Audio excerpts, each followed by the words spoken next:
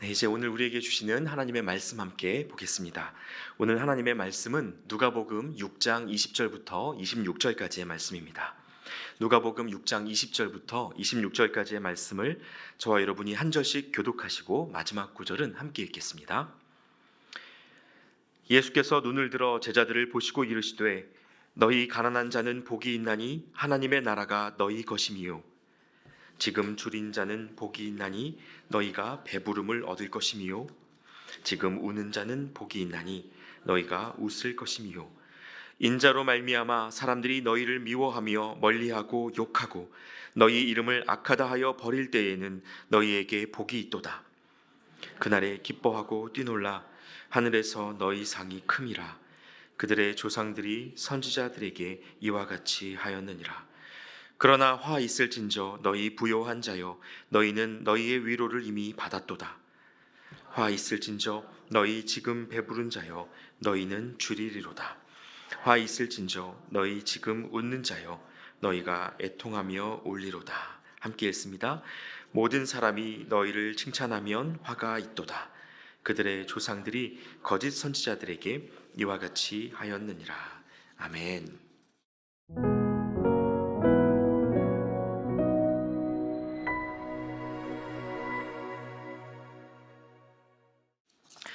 할렐루야. 잘 오셨습니다. 벌써 올해의 마지막 수요 예배인데요. 한 해간 함께 예배할 수 있음이 얼마나 큰 은혜였는지 모르겠습니다. 오늘도 이 예배와 또 나누어지는 말씀이 우리를 향한 하나님의 위로가 되고 또 새로운 한 해를 맞이하는 힘과 소망이 되시기를 소망합니다. 메리 크리스마스와 더불어서 연말 연초에 전 세계 사람들이 가장 많이 나누는 인사를 꼽으라면 해피 뉴 이어일 겁니다. 행복한 새해 되세요 라는 인사이지만 우리식으로 바꾸면 새해 복 많이 받으세요 라고 번역할 수도 있을 것 같습니다. 그 복의 상징으로 어린아이들은 어른들에게 세배를 올리고 세뱃돈을 받기도 할 테고요. 그중 어떤 아이들은 1년에 한두 번 입는 한복을 다려 입기도 할 겁니다. 요즘에도 한복을 사면 주머니 하나를 서비스로 제작해 주곤 하는데요. 거기에는 늘 한자 하나가 적혀 있습니다. 뭘까요? 네, 맞습니다. 복입니다. 이렇게 우리나라 사람들에게는 예로부터 서로 복을 빌어주는 것이 덕이었고 복받기 위해서라면 웬만한 일을 불사를 준비가 되어 있었습니다. 저희 아버지를 비롯하여 지금도 어르신들 중에는 성함에 복자 들어가 있는 분들을 어렵지 않게 만나뵐 수 있고 한국의 토속 신앙을 기복신앙이라고 부르기도 합니다. 사정이 이렇다 보니 그동안 한국교회도 교회의 성장을 위해서 이 키워드를 적잖이 활용해 왔습니다. 하나님의 축복을 전하기 위한 전도 과정에서 예수 믿고 복 받으세요라는 말이 쉽게 들렸습니다. 성경이 말하는 축복과 사람들이 구하는 복을 동일한 것처럼 소개하고 전한 것이죠. 그런데 이것이 우리의 신앙에 일으키는 오해가 있다는 것을 인정하지 않을 수 없습니다. 여러분, 하나님이 주시고자 하는 복과 사람들이 얻고자 하는 복이 정말 완전히 같습니까? 사람들이 기대하는 복을 말하자면 대표적으로 돈과 명예, 인정이죠. 그리고 힘과 권력을 꼽곤 합니다. 그런데 하나님을 섬기면, 예수님을 따르면 정말 이런 것들을 얻습니까? 물론 성경에서 그렇게 보이는 케이스들이 꽤 있습니다. 하나님께서 아브라함에게 자손을 바다의 모래알처럼 주시겠다는 자녀 번성의 복을 약속해 주셨고 요셉과 다니엘을 강대국의 국무총리로 만들어 주셨습니다. 그리고 모세는 이집트의 왕자로, 다윗은 이스라엘의 왕으로 삼아 주셨습니다. 또 이런 성공 신학을 뒷받침하기에 딱 좋아 보이는 성경 구절들도 존재하죠. 머리가 될지언정 꼬리가 되지 않게 하시며, 공부방 전용 말씀이고요. 내 시작은 미약하나 끝은 창대하리라. 개업한 지 얼마 안 된 식당 전용입니다. 내가 너를 번성케 하고 번성케 하리라. 이 말씀은 어디 갖다 붙여도 싫어하는 사람이 없고요. 언제든지 아멘이 따라오는 말씀입니다. 그런데 성경을 좀 진지하게 읽어보시면 우리가 성공 신화로 읽어온 인물들의 인생이 조금 다르게 읽힙니다. 아브라함은 고향을 떠난 이후 꽤 오랫동안 난민 신세였고요. 노년이 될 때까지 아이를 갖지 못하다가 간신히 얻은 외아들을 제물로 바쳐야 하는 시험에 처했습니다. 요셉이 이집트의 감옥에서 억울하게 보낸 시간이 13년이고요. 모세가 원수의 입양아로 살았던 시간이 40년. 달라고 구한 적도 없는 왕위 때문에 살해 위협에 시달렸던 다윗의 시간이 20년 가까이 됩니다.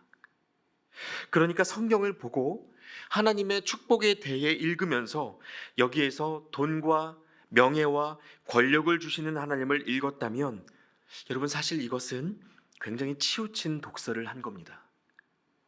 하나님이 우리를 사랑하셔서 좋은 것 주기 원하시고 또 주시기도 하는 분이시지만 우리의 마음이 하나님께 있는지 아니면 하나님이 주시는 복에 있는지 우리는 늘 헤아려 보아야 한다는 것이죠. 그리고 이것을 가장 잘 분별할 수 있는 그 기본적인 팁을 하나 드리자면요, 우리가 내놓는 기도 제목을 점검해 보는 겁니다. 그것이 아니어도 감사할 수 있는지, 이루어지지 않아도 여전히 하나님을 신뢰할 수 있는지 거기에 대답해 보는 것입니다. 우리가 기도하는 제목이 좌절되면 내가 이러려고 예수 믿었나 라고 말할 때가 있지만요, 여러분, 하나님은 우리를 지으신 분이십니다. 우리에게 무엇이 있어야 하는지, 우리가 깊이 원하는 것이 무엇인지 하나님이 모르시지 않습니다. 그래서 여러분, 우리가 하나님께 구하는 것들과 하나님이 우리에게 주시려고 하는 축복 사이에 그 차이를 이해하려면 먼저 인정해야 하는 것이 있습니다. 사람의 관심은 상황에 있지만 하나님의 관심은 사람에게 있다는 것입니다. 사람이 구하는 복은 늘 상황을 바꾸는 것에 있는 반면 하나님은 그 상황 속에 있는 사람이 하나님께 가까이 오고 하나님을 닮아가고 하나님을 나타내는 자가 되기를 바라신다는 것입니다. 여러분, 구약시대에 예루살렘 성전이 함락되고 이스라엘 백성들이 바벨론의 포로로 가게 되었을 때 이스라엘 백성들은 그저 안전과 평안과 승리를 구했습니다. 그 상황으로부터 빨리 빠져나오는 것이 그들이 생각하는 구원이었습니다. 그러나 하나님의 목표는 무엇이었습니까? 이스라엘이 하나님을 기억하고 돌아오는 것이었습니다. 바벨론으로 가느냐 마느냐는 사실 부차적인 문제였고요, 하나님을 마음과 삶의 중심에 둔 예배자로 그들이 회복되는 것이 본질적인 목표였습니다. 그래서 여러분, 사람의 소원이 하나님의 소원과 같은 방향으로 가기 위해서는 우리가 살면서 두 가지를 기억해야 합니다. 하나는 내 인생의 주관자가 누구신가? 내 인생을 이끌어 가시는 분이 누구인가? 나는 지금 누구의 손에 있는가 하는 것입니다. 나는 여전히 하나님 손에 있구나.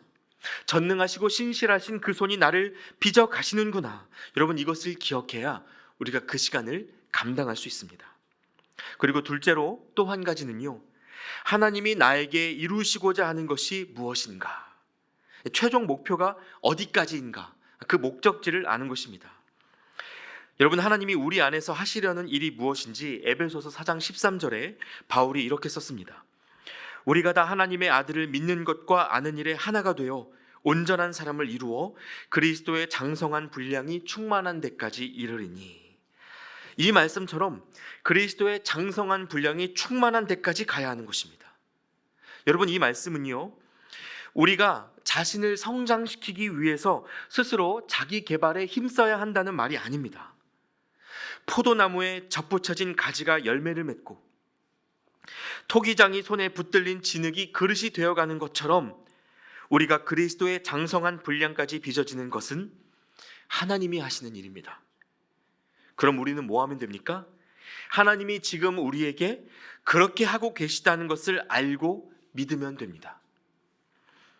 예수님의 걸음이 십자가로 인도될 때 하나님이 여전히 일하고 계시다는 사실을 믿고 주님이 그 상황을 감당하셨던 것처럼 우리도 그렇게 믿고 걸어가는 겁니다. 모세가 홍해에 첫 발을 담갔을 때, 다윗이 물맷돌을 골리앗에게 던졌을 때, 그리고 다니엘이 사자굴에 던져졌을 때, 여러분 다 보시지 않으셨습니까? 언제나 상황보다 믿음이 먼저였습니다. 믿음의 걸음을 떼면 하나님이 예비해 두신 상황을 보게 되는 것입니다. 세상의 기준으로 보면요, 비상식적이죠. 우리는 늘 상황의 변화를 먼저 보고 믿음을 고백하기 원합니다. 그러나 여러분, 주님이 우리를 부르시는 삶은 그 순서가 다릅니다. 망하는 길 같으나 모두를 살리는 길이 되었던 그 십자가의 역설로 주님이 우리를 부르시는 겁니다.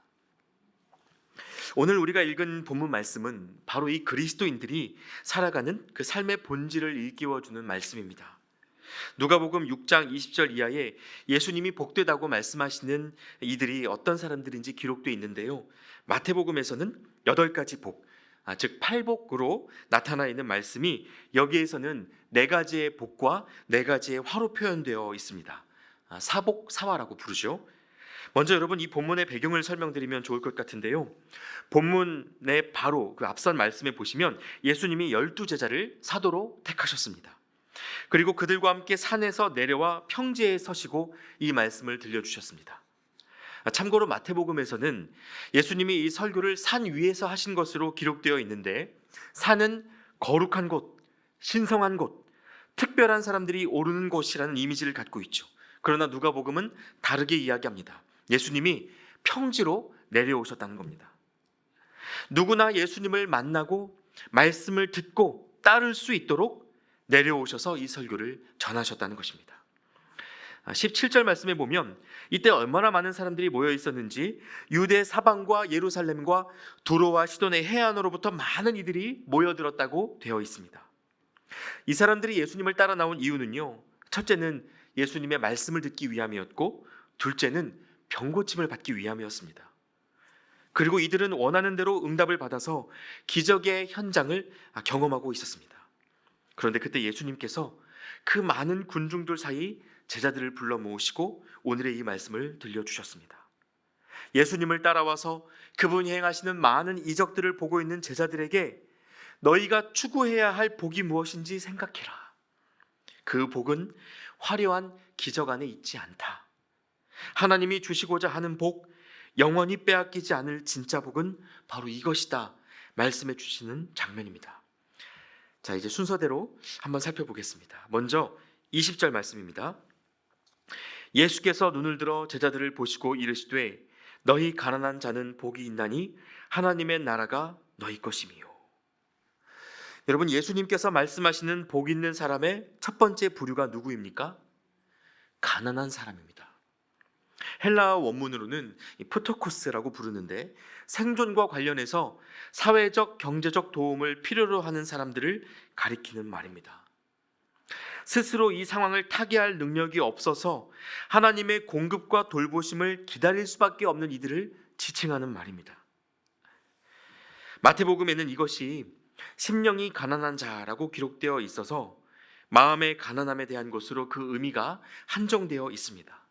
그러나 누가는 보다 폭넓게 당시 많은 사람들이 겪던 실제의 가난, 그 사회 경제적 가난으로 주제를 확장하고자 했습니다. 가난한 사람들이 겪고 있는 박탈감과 서러움을 위로하고 부유한 자들의 횡포에 대해서 경고하고자 하는 의도가 있었기 때문인데요, 여러분, 여기에서 핵심이 무엇일까요? 나는 하나님이 아니면 살아갈 수 없구나 라는 인식입니다.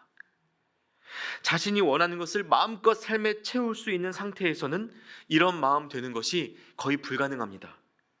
그래서 26절에서는요, 부요한 자들이 이미 그 위로를 받았다고 말씀하셨습니다.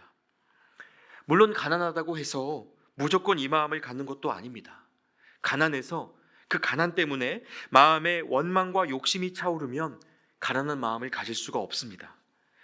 그러니까 부요한가 가난한가 하는 현상을 보고 복되다 아니다 말할 수 있는 것이 아니고요, 하나님을 필요로 하는 상태, 즉 나를 살게 하는 것은 돈이나 인맥이나 능력이 아니고 오직 하나님이시라는 그 고백이 우리에게 가난한 마음을 주고 하나님 나라를 소유하게 한다는 것입니다. 나는 주님의 은혜가 아니면 안 되는구나. 여러분, 이 간절한 마음이 우리에게 하나님 나라를 열어주는 진짜 복이라는 사실을 기억하실 수 있기를 바랍니다. 그리고 이어지는 말씀에 보시면요, 예수님께서 복 있는 사람으로 꼽으시는 두 번째, 세 번째 부류가 있는데요, 21절 말씀을 다시 한번 보시겠습니다. 지금 줄인 자는 복이 있나니 너희가 배부름을 얻을 것이며 지금 우는 자는 복이 있나니 너희가 웃을 것이며. 자, 여기에서는 어떤 이들에게 복이 있다고 말씀하십니까? 지금 줄인 자, 지금 우는 자입니다. 이 땅에서 살아가는 지금 이곳에서 줄이고 우는 사람들, 그래서 굶주림과 눈물이 없는 하나님의 나라를 기다리는 이들에게 복이 있다는 것입니다. 단순히 배고프고 서러운 이 절망적인 상황 자체가 복이 있다는 말은 아닙니다. 제자로 부름받아 사는 동안 이 땅의 현실에 묶이지 않고 하나님 나라를 바라는 그 기다림이 복되다는 것입니다. 그래서 여러분, 하나님이 우리를 복되게 하실 때는요, 반드시 우리를 어떤 기다림 가운데로 인도하십니다. 기다리는 것은 힘들죠. 시간을 쓰게 하고 그 시간을 견디는 믿음을 요구합니다. 그러나 그 기다림이야말로 하나님을 향한 우리의 깊은 갈망을 끄집어내고 품게 하는 이 복의 통로가 된다는 말입니다. 그러므로 여러분, 이쯤에서 다시 한번 생각해 보시면 좋겠습니다. 지금까지 말씀만 보더라도 하나님이 정말 복되다고 하시는 사람이 어떤 사람들인지 여러분 느껴지지 않으십니까? 한마디로 말하면요, 하나님밖에 남지 않은 사람입니다. 오늘 본문의 앞선 단락인 이 누가복음 6장 13절 이하에 보시면 이렇게 하나님밖에 남지 않은 삶으로 부름받은 제자들의 명단이 등장합니다. 그게 누구인지 제가 14절부터 16절까지 말씀을 읽어드리겠습니다. 곧 베드로라고도 이름을 주신 시몬과 그의 동생 안드레와 야고보와 요한과 빌립과 바돌로메와 마테와 도마와 알페오의 아들 야고보와 셀롯이라는 시몬과 야고보의 아들 유다와 예수를 파는 자 될 가룟 유다라. 여러분이 익숙하게 알고 계시는 12제자들의 이름이죠. 그런데 오래전 이 12제자에 대해 어떤 신문에 게재되었던 글 중에요, 국민일보 이사를 지내셨던 고 이만창 기자님이 쓴 12제자 컨설팅 보고서라는 것이 있었습니다.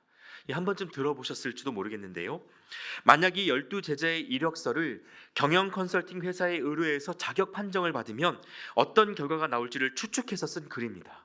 제가 몇 명만 보여드리면요, 이렇습니다. 시몬 베드로, 과격한 성격으로 정서적 불안을 보임. 안드레, 무능력하고 지도자로서의 자질이 없음. 야고보와 요한, 회사의 이익보다 자신들의 이익에 급급함. 도마, 다소 부정적이고 지나치게 따지고 들어 추진력이 부족함. 알페오의 아들 야고보와 다데오, 이들은 사회혁명을 누리는 과격 분자로 사상이 불순함. 성경의 근거에서 보면 제자들의 인사평가가 이 정도로 함량미달이라는 것입니다. 그리고 이들 중에 경영 감각이 있고 지식층과 교류할 수 있는 예의와 기품을 갖춘 자는 가룟 유다 한 명뿐이라는 것을 덧붙이고 있습니다. 그러니까 예수님과 함께 했던 11명의 사도들이요, 정말 별 볼 일 없는 사람들이었다는 것입니다. 그런데 더 놀라운 게 뭔지 아십니까? 예수님과 3년 시간을 보내며 집중 교육을 받았는데 나중에 이들이 여전히 별 볼 일 없고, 젊은 날의 허비한 시간을 따져보자면 이전보다 더 별 볼 일 없는 모양이 되었다는 것입니다. 우리가 상식적으로 기대하는 뚜렷한 성장이 보인다거나 이만하면 됐다 싶은 훈련의 열매가 나타난다거나 하지를 않습니다. 여러분, 심지어 어부였던 베드로는요, 3년간 수제자 소리를 듣고도 예수님을 부인하고 저주한 다음에 다시 어부로 돌아가 버렸습니다. 그럼 헛수고 아닙니까? 뭘 배운 걸까요? 교육을 받았으면 성적이 따라와야 하는데 선생으로서 주님은 뭘 하신 건지 다시 묻고 싶은 생각이 드는 그런 모습이란 말입니다. 그런데 여러분, 이 시간 속에서 하나님이 하신 가장 중요한 일이 있습니다. 이들을 하나님밖에 남지 않은 자로 빚어오셨다는 것입니다. 도망갈 법도 한데, 가룟 유다처럼 따져보고 포기할 법도 한데, 갈수록 별 볼 일 없어지는 자신의 형편을 끝까지 감당해내는 자들로 주님이 이들을 끌어오셨다는 것입니다. 하나님밖에 남지 않은 사람. 여러분, 하나님이 우리 안에서 하시고자 하는 일의 방향이 바로 이겁니다. 마치 시냇가에 심은 나무가 열매를 맺기까지 할 수 있는 일이 그냥 거기에 심겨져 있는 것뿐인 것처럼, 우리가 스스로 꽃을 피우고 열매를 연구러낼 능력을 갖지는 못해도 뿌리 하나만 든든히 내리게 하시는 겁니다. 그래서 하나님밖에 남지 않았다는 말은 다 잃어버린 것 같으나 모든 것을 가졌다는 말과 같습니다. 그래서 결국 이 사도들이 어디까지를 감당해내는지 아십니까? 22절 말씀에 보시면요, 인자로 말미암아 사람들이 너희를 미워하고 멀리하고 욕하고 너희 이름을 악하다 하여 버릴 때에는 너희에게 복이 있도다. 가난과 굶주림과 눈물이라는 1단계를 넘어서 이제는 미움받고 욕먹고 악하다는 누명을 써서 버려지는 단계까지 제자들이 갑니다. 너무 억울한 일이죠. 하나님밖에 남지 않을 정도로 끝까지 따라왔는데 정말 억울하고 답답해지는 일입니다. 그렇다면 잘못 온 것입니까? 아닙니다. 그날에 기뻐하고 뛰놀라 하늘에서 너희 상이 큼이라. 주님은 오히려 이렇게 말씀하세요. 잘 왔다는 것입니다. 이제는 그리스도의 십자가로 더 가까이 온 것입니다. 여러분, 우리는 예수 그리스도를 믿는다고 하지만 정작 그분이 사신 삶을 복이라고 느끼지 못한 채 살아갑니다. 그래서 우리를 그 삶으로 부르시고 제자들의 길로 오라고 초대하시면 적잖이 당황하고 거부하며 기도합니다. 십자가 위에서 생명을 내어주신 예수 그리스도 외에 또 다른 이 땅의 복이 나에게 주어져야 우리가 복받은 인생을 사는 것을 증명할 수 있다고 생각합니다. 그러나 여러분, 예수님을 만나는 것은 다른 행복을 찾아서 헤매던 우리의 방황에 종지부를 찍는 일입니다. 유대교 지도자로 살면서도 자유를 누리지 못했던 니고데모가 새 삶을 시작하고, 많은 부를 누리고도 공허하게 살았던 삭개오가 더 이상 돈에 의지하지 않게 되고, 남몰래 물을 기르던 수가성 사마리아 여인의 목마름이 완전한 해갈을 맞이하게 되는 일입니다. 그래서 그리스도인들은 이 땅에서 또 다른 복에 목맬 이유가 없습니다. 하나님이 주시는 복은 더 이상 다른 복 채워 넣을 필요가 없어지는 복이고, 이제는 복을 구하는 자가 아니라 복을 나누고 전하는 자로 살게 되는 축복입니다. 그래서 여러분, 창세기 12장에서 아브라함을 하나님께서 처음 부르실 때요, 내가 너로 큰 민족을 이루고 내게 복을 주어 내 이름을 창대하게 하리니 너는 복이 될지라, 이렇게 말씀하셨습니다. 아브라함아, 나는 너 자신을 복으로 삼았다. 이제는 네가 바로 복이다, 말씀하신 겁니다.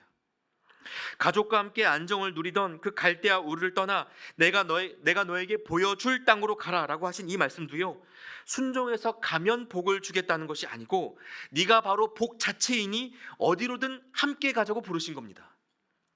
즉, 아브라함은 앞으로 주실 복을 보고 순종한 것이 아니라 이미 자신이 복된 존재가 되었음을 믿고 순종한 겁니다.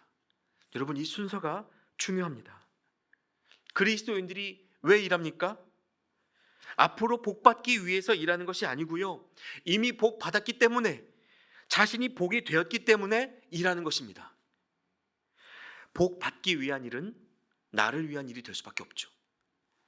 그러나 이미 복된 자로서 하는 일은 하나님과 이웃을 위한 일이 될 수 있습니다.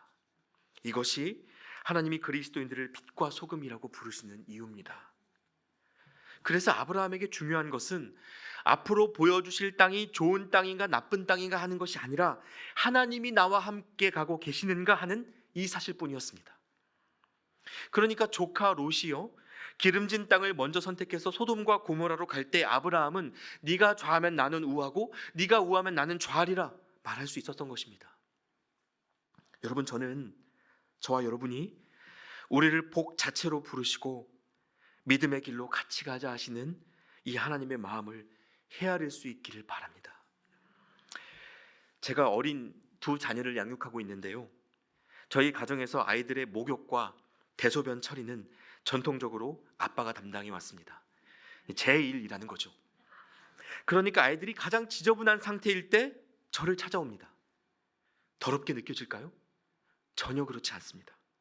제가 제 딸들을 씻겨주는 이유는 더러워서가 아니고 제 자녀이기 때문입니다. 더 예뻐지라고 씻겨주는 것이 아니고 이미 충만하게 예뻐서 씻겨주는 겁니다. 이것이 존재 자체로 복이라는 말의 의미입니다. 그리고 저는 이것이 지금 이 순간 우리를 바라보시는 하나님의 마음이라고 믿습니다. 여러분, 주님은 우리가 여전히 죄인 되었을 때에, 여전히 우리가 별 볼 일 없을 때에, 여전히 내 삶에 열매가 맺혀지지 않았을 때에, 여전히 내가 어디로 가야 할지 모르는 그때에 우리를 위하여 죽으심으로 우리를 향한 하나님의 사랑을 확증해 주셨습니다. 그러므로 예수의 생명값으로 건진받은 우리는 이미 하나님 앞에 측량할 수 없을 만큼 복된 존재입니다. 아마 이 자리에 많은 분들이 오늘도 각자의 기도 제목을 갖고 이 예배에 오셨으리라 생각합니다. 또 송구 영신 예배를 앞두고 많은 신년 기도 제목들을 품고 계시리라 생각합니다. 저는 그 모든 기도 제목에 하나님의 신실하신 응답이 있으시기를 바랍니다. 그러나 여러분, 우리가 무엇을 구하든 간에 하나님이 저와 여러분에게 주실 완전하고 궁극적인 응답은 이미 우리에게 주신 예수 그리스도십니다. 이것을 독생자를 내어주신 사랑이 우리가 바라는 모든 응답을 포괄하고도 남습니다. 우리에게 주신 영원한 생명이 이 땅에서의 모든 절망을 덮고도 남습니다. 여러분, 이것을 알면요, 기도가 달라집니다. 정말 응답해 주실까? 어떻게 해야 응답받을 수 있을까 하는 불안과 의심의 기도가 아니라 이미 받은 줄로 믿고 드리는 평안과 안심의 기도를 시작할 수 있습니다. 그러면 설령 내가 원하는 때와 방법의 응답이 아닐지라도 하나님이 이미 우리의 삶을 이끌어가고 계심을 믿고 감사할 수 있는 것이죠. 하나님의 침묵이나 거절도 우리에게 주시는 최선의 응답인 줄 알게 되는 것입니다. 여러분, 그러므로 새로운 한 해를 맞이하면서 그 어떤 것보다도 하나님을 구하시고 예수 그리스도 만나기를 구하십시오. 또 다른 행복을 찾기 위해 씨름하며 부르짖던 시간을 잠시 멈추고 우리를 가까이 부르시고 믿음으로 부르시는 그 주님을 다시 맞이하실 수 있기를 바랍니다. 준비되고 갖추어진 모습이 아니어도 괜찮습니다. 그저 우리 안에 가난한 마음과 간절한 기다림이 있고 하나님밖에 남지 않은 아픔이 있다면, 그리고 그럼에도 불구하고 하나님을 찾고 부르고 있다면 여러분, 우리는 결국 하나님의 일을 보게 될 것입니다. 하나님이 주시고자 하는 진짜 복이 무엇인지 주님은 저와 여러분을 통해 세상에 알게 하실 것입니다. 새로운 한 해에 그러한 소망으로 복으로 부름받은 자의 사명을 기쁘게 감당해내는 저와 여러분 되시기를 우리 주님의 이름으로 축원합니다. 이제 함께 찬양하고 기도하는 시간을 갖겠습니다. 앞서 함께 부르셨던 예수로 살리, 이 찬양으로 오직 우리는 예수로 살아간다라는 이 고백을 함께 올려드리면 좋겠습니다. 함께 찬양하겠습니다.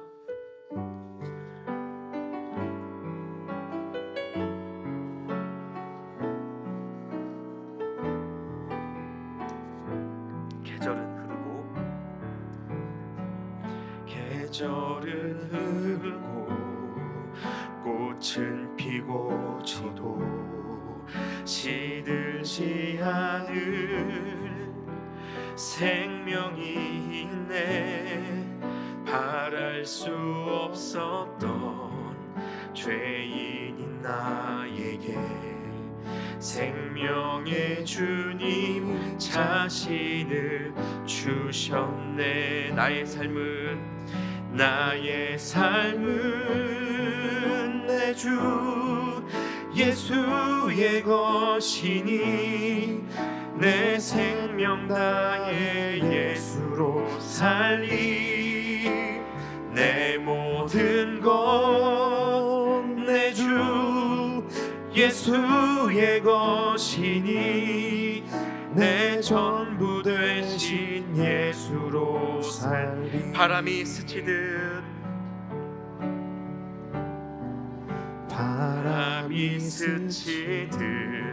삶은 지나가도 꺼지지 않을 소망이 있네.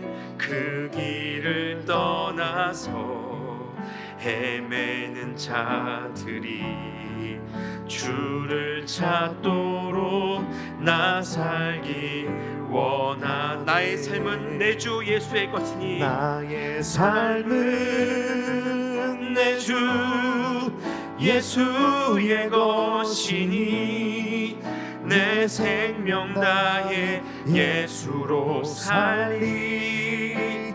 내 모든 것